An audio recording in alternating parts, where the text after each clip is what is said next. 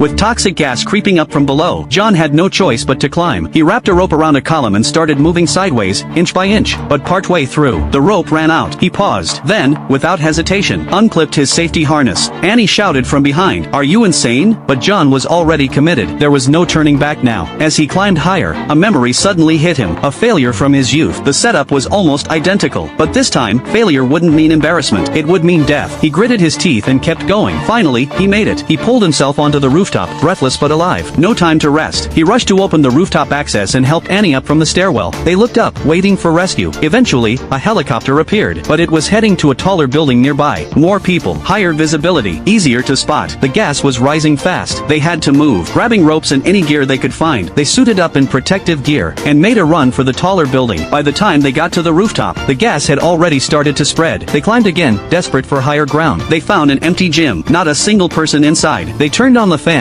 blowing the toxic gas off their suits, and searched for another route upward. Then, they found a window. 10 meters across stood the next rooftop. A jump was out of the question, so they improvised. Dumbbells. 1, 2, 3. Annie passed him a heavier one. John tested it. Too risky. He gave up. Annie went first. She made it safely to the other side, but just as John was about to cross, a nearby smokestack hissed. More gas. He immediately stepped back. The gas rushed past. Meanwhile, Annie staggered away from the fumes, but she was still tethered to John by a rope around her waist. Now came the impossible choice. If she let go, John would fall, but if she held on, she'd breathe in the gas. What would Annie do?